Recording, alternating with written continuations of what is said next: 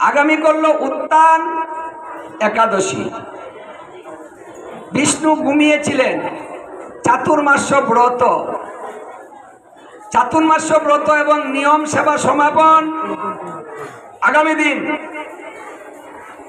যারা একাদশী থেকে শুরু করেছেন তাদের কালকে পূর্ণ হয়েছে, কালকে সমাপ্ত করতে পারেন।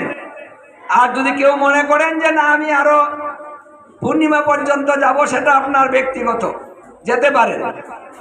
আর যারা পূর্ণিমাতে নিয়েছেন তারা পূর্ণিমাতেই শেষ করবেন।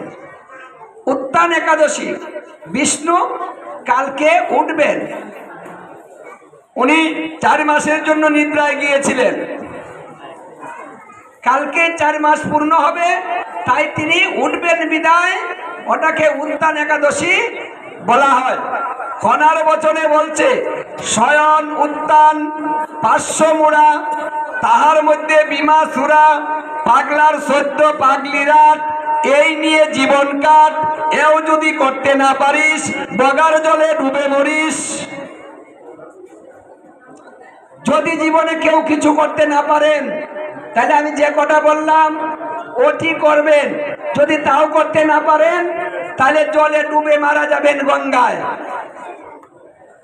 কিছু না করতে পারলে শেষ গতি হলো গঙ্গা ডুবে মরতে হবে। আজকে আমাদের লাস্ট, আজকে আমার শেষ, কালকে আপনাদের সমাপন, তারপরে আরো 2 দিন 3 দিন পাঠ আছে, পাঠ আছে। আচ্ছা, আনন্দ করব। তাহলে কালকে উত্তান একাদশী, একটা উত্তম একাদশী, অতি উত্তম। এই একাদশী সবাই পালন করবেন।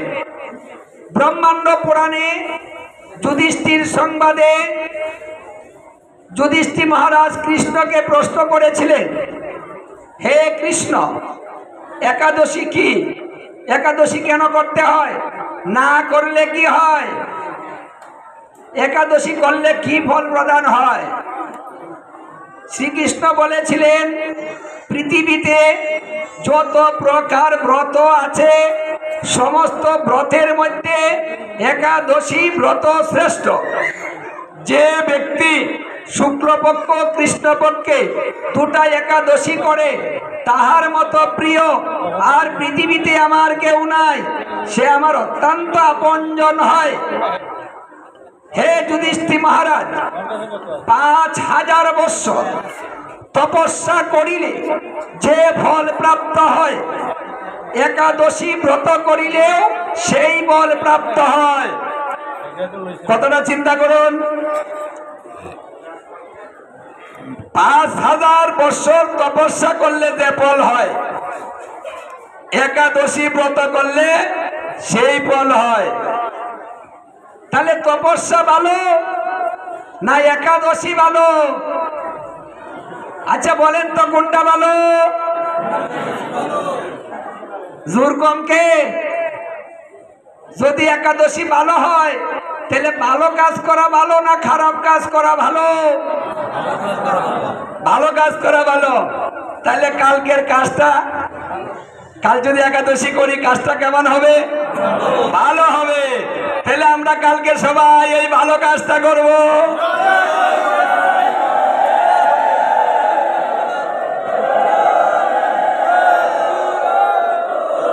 বাহ, একটা একাদশী 5000 বৎসর তপস্যা।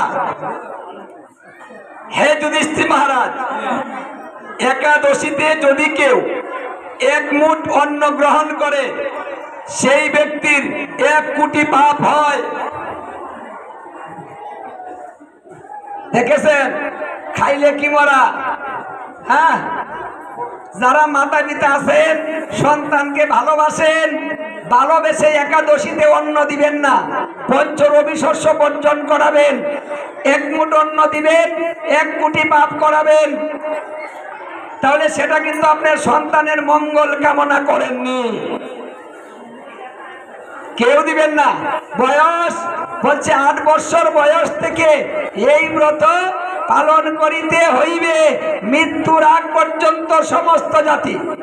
মানে আমাদের যত প্রকার বিধান আছে, সৌর, গার্হস্থ্য, শৈব, কৃষ্ণ, বৈষ্ণব, মানে যত মত ভেদ আছে, একাদশী সকলকেই সমানভাবে করতে বলেছে। পিতৃ হত্যা, মাতৃ হত্যা, ধাত্রী হত্যা, ভগিনী হত্যা, ব্রহ্ম হত্যা, গৃহ হত্যা, ভ্রূণ হত্যা, যত প্রকার হত্যাজনিত পাপ আছে, একাদশীতে যদি পঞ্চ রবি শস্য গ্রহণ করা হয় তাহলে ওইসব পাপে সে লিপ্ত হয়। সে যুধিষ্ঠির মহারাজ, যদি কেউ একাদশী ব্রত পালন করে সেই ব্যক্তি কোনোদিন নরকগামী হবে না, সেই ব্যক্তি বৈকুণ্ঠবাস হবে।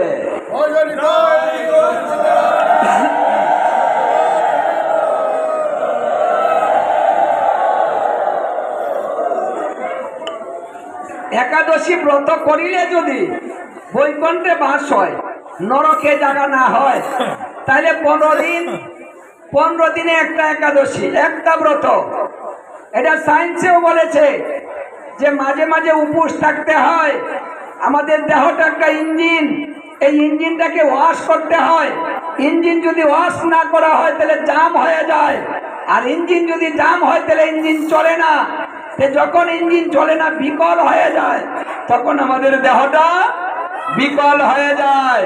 সুস্থ থাকার জন্য একাদশী ব্রত ধারণ অবশ্যই কর্তব্য। দেখুন, বেশি দিন নয়, কিন্তু এটা সায়েন্স প্রমাণ করছে উপবাস থাকলে ক্ষতি হয় না, দেহ ভালো হয়। তাই যারা মনে করেন না খেয়ে থাকতে পারি না, আমার না খিদে গো, সারাদিন খাইতে মন চায়, একাদশী আমার কপালে জুড়ে না, এই কথাটা ভুল। যে ব্যক্তিরা বলে যে না খেয়ে থাকতে পারি না, ওই ব্যক্তির সঙ্গে ঝগড়া লাগিয়ে দিবেন।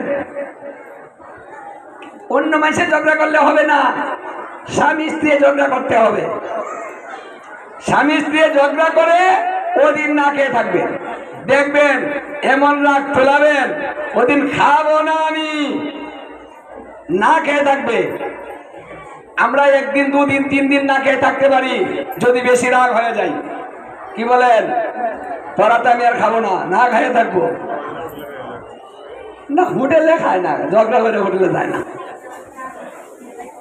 হরে কৃষ্ণ। এই জন্য যে কোনো ভাবে যদি সেই ব্যক্তি অজান্তেও ব্রত করে, তবুও সম্পূর্ণ ব্রতের ফল সেই ব্যক্তি লাভ করতে পারে। এই জন্য সবাই একাদশী করবেন আর গলায় তুলসীর মালা রাখবেন, বাস। গুরু মন্ত্র জপ করবেন, অভ্যাসের দ্বারাতে ধর্ম করার চেষ্টা করুন।